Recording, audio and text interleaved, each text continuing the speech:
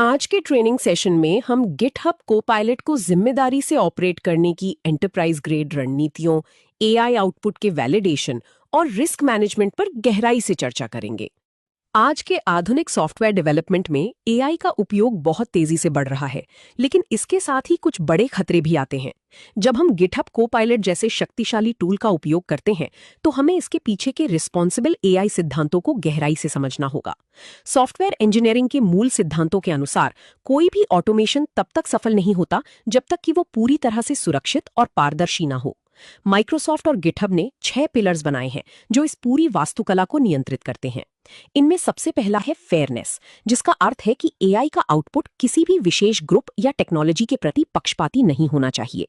दूसरा है रिलायबिलिटी और सेफ्टी, जो ये सुनिश्चित करता है कि कोपायलट जो कोड लिख रहा है वो प्रोडक्शन एनवायरनमेंट में सुरक्षित रूप से काम करे। इसके बाद प्राइवेसी और सिक्योरिटी आती है, जिसका सीधा संबंध आपके डेटा से है। एआई को आपके कंपनी के सीक्रेट्स या पीआईआई डेटा को बाहर नहीं भेजना चाहिए। इंक्लूसिविटी ये तय करती है कि एआई सिस्टम सभी डेवलपर्स के लिए सुलभ हो। सबसे महत्वपूर्ण पिलर्स ट्रांसपेरेंसी और अकाउंटेबिलिटी है। आपको ये स्पष्ट रूप से पता होना चाहिए कि मॉडल कैसे काम कर रहा है और उसकी सीमाएं क्या हैं। एक सीनियर इंजीनियर के रूप में आपको कभी भी एआई के आउटपुट को आंख बंद करके स्वीकार नहीं करना चाहिए। कोपायलट एक असिस्टेंट है, ये एक ऑटो पायलट नहीं है जो आपके बिना पूरा प्लेन उड़ा सके। कोड को मर्ज करने से पहले उसका गहन कोड रिव्यू करना, उसे टेस्ट करना और ये वैलिडेट करना कि वो आपके बिजनेस लॉजिक के बिल्कुल अनुरूप है, ये आपकी जिम्मेदारी है। इन सिद्धांतों को अपने दैनिक वर्कफ्लो में अपनाकर ही आप एआई की असली ताकत का सुरक्षित रूप से लाभ उठा सकते हैं। इस स्क्रीन पर आप जो जेसन पेलोड देख रहे हैं वो एक वैचारिक एंटरप्राइज पॉलिसी कॉन्फ़िगरेशन को दर्शाता है जो रिस्पॉन्सिबल एआई के सिद्धांतों को लागू करता है। इस कॉन्फ़िगरेशन में हमने रिस्पॉन्सिबल एआई एनफोर्समेंट को ट्रू पर सेट किया है। इसका मतलब है कि सिस्टम सभी सुरक्षा चेक्स को सक्रिय रखेगा। दूसरा पैरामीटर टेलीमेट्री शेयरिंग फॉल्स है, जो प्राइवेसी सिद्धांत को सुनिश्चित करता है कि कंपनी का कोई भी प्राइवेट डेटा एआई मॉडल को ट्रेन करने के लिए गिटहब के सर्वर्स पर नहीं भेजा जाएगा। पब्लिक कोड मैचिंग को ब्लॉक रखा गया है, जो लीगल और कॉपीराइट रिस्क को कम करता है। इसके साथ ही ऑडिट लॉगिंग को स्ट्रिक्ट मोड में रखा गया है ताकि टीम का हर एक्शन रिकॉर्ड हो सके और अकाउंटेबिलिटी बनी रहे। ये कॉन्फ़िगरेशन एक सुरक्षित डेवलपमेंट एनवायरनमेंट बनाने का सबसे बेहतरीन तरीका है। ये फ्लोचार्ट रिस्पॉन्सिबल एआई की 6 प्रमुख सिद्धांतों और उनकी तकनीकी कार्यान्वयन को विजुअलाइज करता है। टॉप नोट से शुरू होकर ये 4 मुख्य शाखाओं में विभाजित होता है।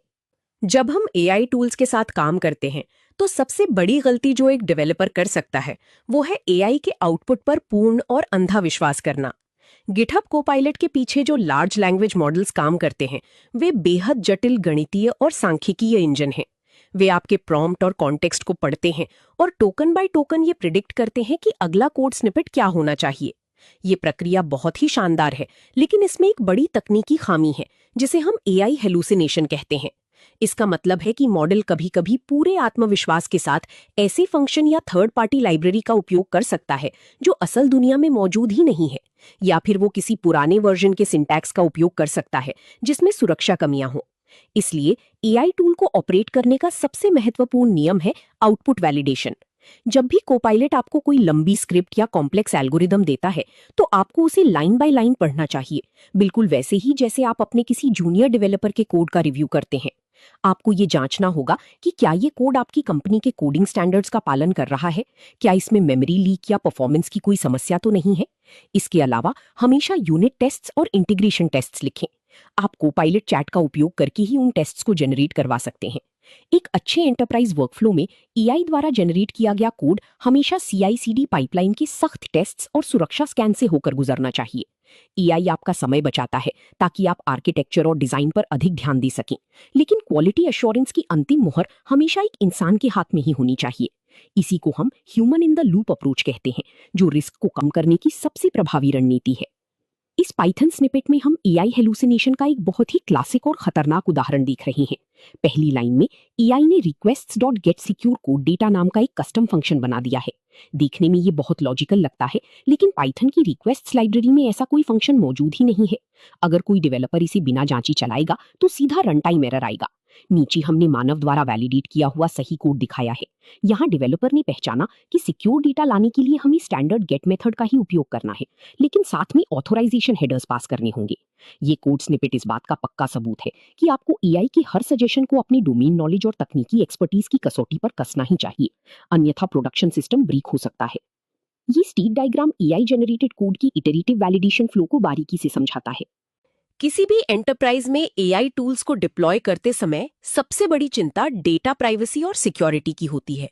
जब आप गिटहब कोपायलट का उपयोग करते हैं तो बैकएंड पर ये आपके करंट एडिटर टैब, आसपास की खुली हुई फाइलों और कर्सर की पोजीशन को मिलाकर एक प्रॉम्प्ट बनाता है। इसे प्रॉम्प्ट क्राफ्टिंग या कॉन्टेक्स्ट गैदरिंग कहा जाता है। ये भारी मात्रा में डेटा नेटवर्क पर सुरक्षित रूप से इनक्रिप्ट करके भेजा जाता है ताकि एलएलएम आपको सटीक आउटपुट दे सके। लेकिन यहाँ खतरा क्या है? खतरा तब पैदा होता है जब डेवलपर्स जाने अनजाने में अपने कोड में एपीआई कीज, डेटाबेस पासवर्ड्स या ग्राहक का पीआईआई यानी व्यक्तिगत पहचान योग्य डेटा हार्ड कोड कर देते हैं। जब कोपायलट उस फाइल को स्कैन करता है तो वो संवेदनशील डेटा भी नेटवर्क कॉल का हिस्सा बन सकता है। इसे रोकने के लिए आपको 2 स्तरों पर काम करना होगा। पहला, टूल के स्तर पर। गिटहब कोपायलट बिजनेस और एंटरप्राइज प्लान्स में एक इनबिल्ट प्राइवेसी गारंटी होती है कि आपके सोर्स कोड और आपके प्रॉम्प्ट्स का उपयोग कभी भी गिटहब या ओपनएआई की ग्लोबल मॉडल्स को ट्रेन करने के लिए नहीं किया जाएगा। आपका डेटा आपके सेशन के बाद तुरंत नष्ट कर दिया जाता है। दूसरा, डेवलपर के स्तर पर। आपको कभी भी सीक्रेट्स को फाइलों में हार्ड कोड नहीं करना चाहिए। हमेशा .env फाइलों या सिक्योरिटी वॉल्ट्स जैसे एज्योर की वॉल्ट का उपयोग करें। यदि आप प्रॉम्प्ट में एआई से कुछ पूछ रहे हैं तो डमी डेटा या मॉक वेरिएबल्स का उपयोग करें, ना कि असली कस्टमर डेटा का। कोपायलट एक बहुत ही शक्तिशाली टूल है, लेकिन इसे जिम्मेदारी से चलाने का मतलब है अपने डेटा के प्रति हमेशा सतर्क रहना और प्राइवेसी बाय डिजाइन के आर्किटेक्चर को अपने दैनिक काम का हिस्सा बनाना। यहाँ हमने जावास्क्रिप्ट का एक बहुत ही स्पष्ट सिक्योरिटी उदाहरण दिखाया है। पहले हिस्से में, जिसे बैड प्रैक्टिस कहा गया है, डेवलपर ने डेटाबेस का पासवर्ड सीधी स्ट्रिंग के रूप में फाइल में लिख दिया है। जब आप इस फाइल में काम करते हैं तो कोपायलट इस पूरे टेक्स्ट को अपने कॉन्टेक्स्ट विंडो में ले लेता है। भले ही एंटरप्राइज में डेटा सेव नहीं होता, फिर भी सीक्रेट्स को एक्सपोज करना गलत है। दूसरे हिस्से में गुड प्रैक्टिस के तहत हमने .env पैकेज का उपयोग किया है और डेटाबेस पासवर्ड और होस्ट को process.env से कॉल किया है। इस स्थिति में असली पासवर्ड आपके लोकल सिस्टम पर रहता है और कोपायलट के पास केवल वेरिएबल का नाम जाता है, जो पूरी तरह से सुरक्षित और रिस्पॉन्सिबल एआई ऑपरेशंस के मानकों के अनुरूप है। ये सीक्वेंस डायग्राम डेवलपर आईडीई से लेकर एआई बैकएंड तक की सुरक्षित डेटा फ्लो को दर्शाता है। प्रक्रिया तब शुरू होती है जब डेवलपर आईडीई से टाइप्ड कोड और ओपन फाइलों का कॉन्टेक्स्ट भेजा जाता है। एंटरप्राइज सॉफ्टवेयर डेवलपमेंट में सारा कोड एक समान नहीं होता। आपके कोड बेस में कुछ हिस्से ऐसे हो सकते हैं जो बेहद संवेदनशील हों, जैसे कि पेमेंट प्रोसेसिंग का कोर एल्गोरिदम, क्रिप्टो की जनरेशन लॉजिक या कोई ऐसा लेगेसी सिस्टम जिसमें पहले से ही सुरक्षा खामियां मौजूद हों। आप ये बिल्कुल नहीं चाहेंगे कि कोई एआई असिस्टेंट इन फाइलों को पढ़े या इनमें कोई भी स्वतः बदलाव सुझाए। गिटहब कोपायलट को जिम्मेदारी से ऑपरेट करने का एक बड़ा हिस्सा इसके कंटेंट एक्सक्लूजन फीचर का सही इस्तेमाल करना है। ये फीचर ऑर्गेनाइजेशन एडमिनिस्ट्रेटर्स को ये शक्ति देता है कि वे पूरे की पूरे रिपोजिटरीज या रिपोजिटरी के अंदर किसी स्पेसिफिक फोल्डर या फाइल टाइप को ब्लॉक कर सकें। जब आप गिटहब सेटिंग्स में जाकर किसी पाथ को एक्सक्लूड कर देते हैं तो सिस्टम एक बहुत ही सख्त बाउंड्री बना देता है। इसके बाद जब कोई डेवलपर उस प्रतिबंधित फाइल को अपने विजुअल स्टूडियो कोड में खोलता है तो कोपायलट का आइकन डिसेबल हो जाता है। न तो आपको उस फाइल में कोई इनलाइन कोड सजेशन मिलेगा और न ही उस फाइल का डेटा कोपायलट चैट की कॉन्टेक्स्ट विंडो में जाएगा। यहाँ तक कि अगर डेवलपर कोपायलट चैट से कहता है कि इस फाइल को एक्सप्लेन करो तो चैट स्पष्ट रूप से जवाब देगा कि पॉलिसी के कारण वो इस फाइल को एक्सेस नहीं कर सकता। ये गवर्नेंस का एक बहुत ही शानदार टूल है। ये सुनिश्चित करता है कि आपकी कंपनी की इंटेलेक्चुअल प्रॉपर्टी या आईपी और सबसे संवेदनशील डेटा पूरी तरह से मानवीय नियंत्रण में रहे और किसी भी एआई प्रोसेसिंग के दायरे से बाहर रहे। एक अच्छी लीडर को हमेशा ये पता होना चाहिए कि एआई को कहाँ इस्तेमाल करना है और उससे भी ज्यादा ये पता होना चाहिए कि एआई को कहाँ इस्तेमाल बिल्कुल नहीं करना है। इस स्निपेट में हम देख रहे हैं कि कैसे रिपोजिटरी लेवल पर कस्टम इंस्ट्रक्शंस और एक्सक्लूजन लॉजिक को परिभाषित किया जा सकता है। टॉप पर हमने एक फ्रंट मैटर YAML ब्लॉक बनाया है जहां अप्लाई टू में हमने पेमेंट गेटवे फोल्डर का पाथ दिया है। उसके नीचे एक्सक्लूड एजेंट कीवर्ड का उपयोग किया गया है ताकि कोपायलट क्लाउड एजेंट इस फाइल को प्रोसेस न कर सके। नीचे प्राकृतिक भाषा में एक सख्त निर्देश लिखा है कि इस पाथ में कोई भी आर्किटेक्चरल बदलाव नहीं सुझाए जाने चाहिए क्योंकि ये एक अत्यधिक प्रतिबंधित जोन है। हालांकि हार्ड एक्सक्लूजन गिटहब यूआई से होते हैं, लेकिन ये इंस्ट्रक्शंस एआई को अतिरिक्त संदर्भ देते हैं कि उसे किन फाइलों के साथ कैसा व्यवहार करना है, जो कि रिस्पॉन्सिबल एआई का एक व्यवहारिक उदाहरण है। ये ग्राफ कंटेंट एक्सक्लूजन की लॉजिक फ्लो को प्रदर्शित करता है। जब डेवलपर आईडीई में कोई फाइल खोलता है तो सबसे पहले गिटहब पॉलिसीज को चेक किया जाता है। सिस्टम बैकग्राउंड में ऑर्गेनाइजेशन और रिपोजिटरी स्तर की एक्सक्लूजन्स को फेच करता है। अब हम एक ऐसे विषय पर बात करेंगे जो हर कंपनी के लीगल और अनुपालन यानी कंप्लायंस विभागों के लिए सबसे बड़ी चिंता का विषय होता है। पब्लिक कोड मैचिंग और इंटेलेक्चुअल प्रॉपर्टी का रिस्क। जैसा कि हम जानते हैं, लार्ज लैंग्वेज मॉडल्स को करोड़ों लाइनों के पब्लिक डेटा सेट पर ट्रेन किया जाता है। हालांकि कोपायलट कोड को समझकर नया कोड जनरेट करता है, लेकिन बहुत ही कम मामलों में ऐसा हो सकता है कि वो बिल्कुल वैसा ही कोड स्निपेट सजेस्ट कर दे जो गिटहब की किसी पब्लिक रेपोजिटरी में पहले से मौजूद हो। मान लीजिए कि वो कोड जीपीएल यानी जीपीएल जैसे सख्त ओपन सोर्स लाइसेंस के तहत आता है और आपने उसे बिना सोचे समझे अपने क्लोज्ड सोर्स एंटरप्राइज प्रोजेक्ट में एक्सेप्ट कर लिया। ये एक बहुत बड़ा लीगल रिस्क है। इस रिस्क को पूरी तरह से खत्म करने के लिए गिटहब कोपायलट एक बहुत ही उन्नत पब्लिक कोड फिल्टरिंग सिस्टम प्रदान करता है। आपको इस फीचर को अपने एडमिन कंसोल से इनेबल या ब्लॉक मोड में रखना चाहिए। जब ये फिल्टर ऑन होता है तो कोपायलट द्वारा जनरेट किया गया कोई भी सुझाव आपकी स्क्रीन पर आने से पहले गिटहब के सर्वर्स पर एक बेहद तेज हैशिंग प्रक्रिया से गुजरता है। सिस्टम ये चेक करता है कि क्या ये सुझाया गया कोड, जो कि लगभग 150 कैरेक्टर्स के आसपास का हो, गिटहब के किसी भी पब्लिक कोड बेस से हूबहू मैच कर रहा है। यदि कोई मैच पाया जाता है तो कोपायलट उस सजेशन को तुरंत ब्लॉक कर देता है और आईडीई में आपको वो कोड दिखाई ही नहीं देगा। इसके बजाय ये एक नया और यूनिक कोड जनरेट करने का प्रयास करेगा। कोपायलट को जिम्मेदारी से उपयोग करने का अर्थ है अपनी डेवलपमेंट की गति को बढ़ाना, लेकिन किसी भी प्रकार की कॉपीराइट या लाइसेंसिंग उल्लंघन से खुद को और अपनी कंपनी को बचा कर रखना। यहाँ हमने फास्ट इनवर्स स्क्वायर रूट की प्रसिद्ध एल्गोरिथम का उदाहरण दिया है। यदि पब्लिक कोड मैचिंग को अलाउड रखा गया है तो एआई शायद आपको वही मशहूर और जटिल कोड दे दी जो क्विक 3 गेम में इस्तेमाल हुआ था, क्योंकि वो पब्लिक डेटाबेस में बहुत बार मौजूद है। ये कॉपीराइट का उल्लंघन हो सकता है।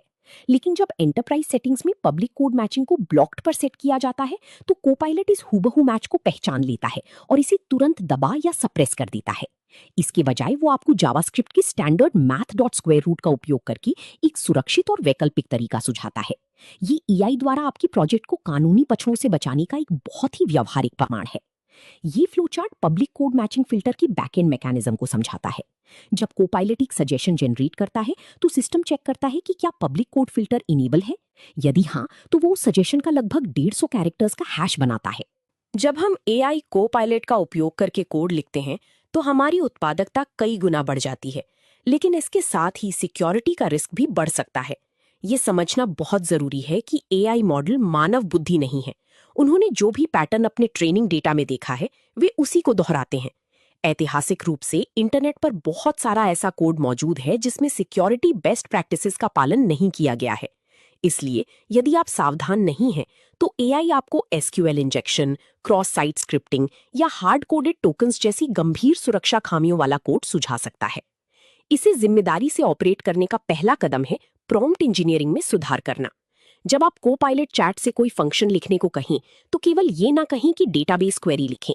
इसके बजाय स्पष्ट निर्देश दें कि पैरामीटराइज्ड क्वेरी का उपयोग करके एक सुरक्षित डेटाबेस फंक्शन लिखें जो एसक्यूएल इंजेक्शन को रोकता हो। एआई आपके निर्देशों का सम्मान करेगा और सुरक्षित कोड जनरेट करेगा। दूसरा और सबसे मजबूत तरीका यह है कि एआई को सिक्योरिटी टूल्स के साथ जोड़ा जाए। गिटहब पर आपको हमेशा गिटहब एडवांस सिक्योरिटी यानी GHAS और डिपेंडाबॉट को एनेबल रखना चाहिए। जब कोपायलट कोड लिखता है और आप उसे पुल रिक्वेस्ट में भेजते हैं तो कोड स्कैनिंग टूल बैकग्राउंड में चलता है। यदि कोपायलट ने कोई असुरक्षित कोड लिखा है तो स्कैनर उसे तुरंत पकड़ लेगा। इसके बाद आप कोपायलट ऑटोफिक्स फीचर का उपयोग कर सकते हैं, जहां एआई खुद अपनी गलती को विश्लेषित करता है और उसे सुरक्षित तरीके से ठीक करने का सुझाव देता है। ये डिफेंस इन डेप्थ की रणनीति है, जहां डेवलपर, एआई और सिक्योरिटी स्कैनर्स एक साथ मिलकर एक मजबूत और अभेद्य सॉफ्टवेयर तैयार करते हैं। इस कोड ब्लॉक में हमने सुरक्षा का एक अत्यंत महत्वपूर्ण उदाहरण प्रस्तुत किया है। ऊपरी हिस्से में एक असुरक्षित या वल्नरेबल एआई सजेशन है। यहाँ एसक्यूएल क्वेरी को बनाते समय rec.query.id को सीधे स्ट्रिंग कॉन्कैटिनेशन के जरिए जोड़ा जा रहा है। ये क्लासिक एसक्यूएल इंजेक्शन का खतरा है। यदि आप एआई को सही प्रॉम्प्ट नहीं देंगे तो वो ऐसा कोड दे सकता है। निचले हिस्से में जब हमने प्रॉम्प्ट में सिक्योर क्वेरी लिखने का निर्देश दिया तो कोपायलट ने एक सुरक्षित अप्रोच अपनाई। उसने आईडी की जगह एक प्रश्नवाचक चिन्ह या प्लेस होल्डर का उपयोग किया और पैरामीटराइज्ड क्वेरी के रूप में डेटा पास किया। ये कोड किसी भी दुर्भावनापूर्ण इनपुट को डेटाबेस में एग्जीक्यूट होने से रोकता है। ये डेवलपर की जिम्मेदारी है कि वह इस अंतर को समझे। ये सीक्वेंस डायग्राम एआई और सिक्योरिटी टूल्स के बीच की इंटरैक्शन को स्पष्ट करता है। सबसे पहले डेवलपर कोपायलट से डेटाबेस फंक्शन लिखने को कहता है। रिस्पॉन्सिबल एआई के सबसे महत्वपूर्ण पिलर्स में से दो हैं, ट्रांसपेरेंसी और अकाउंटेबिलिटी। जब हम गिटहब कोपायलट का उपयोग करते हैं तो ये बात पूरी तरह से स्पष्ट होनी चाहिए कि एआई एक टूल है, एक डेवलपर नहीं। यदि प्रोडक्शन सर्वर डाउन होता है क्योंकि एआई ने गलत कोड जनरेट किया था, तो आप एआई पर दोष नहीं मढ़ सकते। सॉफ्टवेयर के व्यवहार की अंतिम जिम्मेदारी और जवाबदेही उस इंजीनियर की होती है जिसने उस कोड को रिव्यू करके मर्ज किया था। इसी को अकाउंटेबिलिटी कहते हैं। इसे सुनिश्चित करने के लिए कोपायलट को इस तरह डिजाइन किया गया है कि वो आपके वर्कफ्लो में पारदर्शी रहे। उदाहरण के लिए, जब आप कोपायलट एजेंट मोड का उपयोग करते हैं, जहां एआई स्वतंत्र रूप से मल्टी स्टेप कार्य करता है, जैसे कि किसी इश्यू को पढ़ना और फिक्स लागू करना, तब भी एआई सीधे आपकी मेन ब्रांच में कोड नहीं डाल सकता। वो केवल एक अलग आइसोलेटेड ब्रांच बनाएगा और वहां एक पुल रिक्वेस्ट खोलेगा। जब तक एक मानव रिव्यूअर उसे पढ़कर अप्रूव नहीं करता, तब तक सिस्टम में कुछ भी नहीं बदलता। एंटरप्राइज एडमिनिस्ट्रेटर के नजरिए से देखी तो ट्रांसपेरेंसी के लिए गिटहब ऑडिट लॉग्स का होना बेहद जरूरी है। आप रिपोजिटरी या ऑर्गेनाइजेशन लेवल पर देख सकते हैं कि किस यूजर को कोपायलट का एक्सेस दिया गया है, किसने प्राइवेसी सेटिंग्स को बदला है या पब्लिक कोड फिल्टरिंग को किसने ऑफ किया है। ये डेटा कंप्लायंस और ऑडिटिंग के लिए अनिवार्य है। इसके अलावा जब कोपायलट चैट आपको कोई कोड देता है तो वो अक्सर रेफरेंसेस या सोर्सेज दिखाता है कि उसने ये जानकारी कहां से ली है। इस पूरी वास्तुकला का उद्देश्य ये है कि आप केवल एआई के जादू पर निर्भर ना रहें, बल्कि एक अनुशासित, ट्रैक करने योग्य और जवाबदेह सॉफ्टवेयर डेवलपमेंट प्रक्रिया का पालन करें। स्क्रीन पर दिख रहा ये कोड स्निपेट एक GraphQL क्वेरी है जिसे गिटहब CLI के जरिए रन किया जा रहा है। एंटरप्राइज लेवल पर ट्रांसपेरेंसी बनाए रखने के लिए ये बहुत उपयोगी है। इस क्वेरी में हम अपनी ऑर्गेनाइजेशन के ऑडिट लॉग को फेच कर रहे हैं और हमने विशेष रूप से एक्शन copilot.star का फिल्टर लगाया है। इसका मतलब है कि हम केवल कोपायलट से जुड़ी इवेंट्स को देखना चाहते हैं। रिस्पॉन्स में हमें ये पता चलता है कि कौन सा एक्शन लिया गया, किस एक्टर या यूजर ने वो बदलाव किया और वो घटना किस समय हुई। इन ऑडिट लॉग्स का नियमित रूप से विश्लेषण करके सिक्योरिटी टीमें ये सुनिश्चित कर सकती हैं कि एआई का उपयोग कंपनी की तय की गई नीतियों के अनुसार ही हो रहा है। ये फ्लोचार्ट कोपायलट एजेंट के ऑटोनॉमस कार्यों और मानव जवाबदेही के बीच के संबंध को स्पष्ट करता है। शुरुआत में डेवलपर कोपायलट एजेंट को ट्रिगर करता है जो इश्यू का विश्लेषण करता है। इस ट्रेनिंग सेशन के अंतिम पड़ाव में हम बात करेंगे कि अपनी टीम में एक जिम्मेदार और सुरक्षित एआई वर्कफ्लो कैसे स्थापित किया जाए। गिटहब कोपायलट को ऑपरेट करना केवल IDE में एक एक्सटेंशन इंस्टॉल करने तक सीमित नहीं है, ये एक सांस्कृतिक बदलाव है।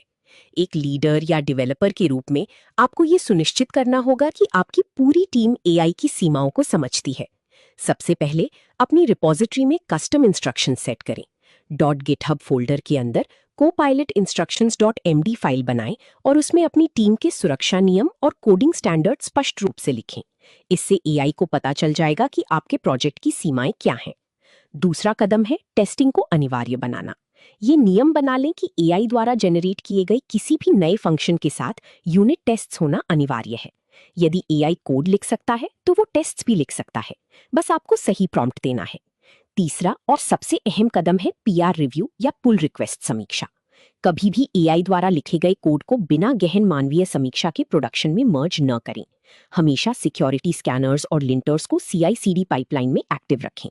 याद रखें, एआई का काम आपके विचारने की प्रक्रिया को खत्म करना नहीं है, बल्कि आपके उबाऊ और बार बार होने वाले काम को कम करना है, ताकि आप जटिल आर्किटेक्चरल समस्याओं को सुलझाने में अपनी ऊर्जा लगा सकें। कोपायलट आपका एक अत्यंत कुशल जूनियर पेयर प्रोग्रामर है। उसे सही संदर्भ दें, उसके काम की समीक्षा करें और अंतिम जिम्मेदारी खुद लें। दोस्तों, मुझे पूरा विश्वास है कि इस सेशन से आपने एआई टूल्स को रिस्पॉन्सिबल और सुरक्षित तरीके से ऑपरेट करने की कला को अच्छी तरह समझ लिया होगा। ऐसे ही premium certification preparation, Q&A banks, full e books, audio books, full length training और इंटरव्यू गाइड्स के लिए कृपया quicktechie.com पर जरूर विजिट करें। वीडियो को लाइक और सब्सक्राइब करना न भूलें। धन्यवाद। इस अंतिम कोड स्निपेट में हम एक मार्कडाउन फाइल का उदाहरण देख रहे हैं जो रिपोजिटरी स्तर पर कस्टम इंस्ट्रक्शंस को परिभाषित करती है। इस copilot-instructions.md फाइल में हमने 3 स्पष्ट और सख्त नियम लिखे हैं। पहला नियम सिक्योरिटी फर्स्ट है, जो एआई को निर्देश देता है कि वो कभी भी ऐसा कोड न लिखे जो SSL वेरिफिकेशन को बाईपास करता हो या संवेदनशील डेटा को लॉक करता हो। दूसरा नियम हर API एंड पॉइंट के लिए सख्त इनपुट वैलिडेशन की मांग करता है। और तीसरा नियम ये अनिवार्य करता है कि सुझाए गए हर नए फीचर के साथ यूनिट टेस्ट्स होने ही चाहिए। जब कोपायलट चैट इन नियमों को पढ़ता है तो वो स्वचालित रूप से आपके संगठन के रिस्पॉन्सिबल एआई फ्रेमवर्क के अनुसार ही काम करता है।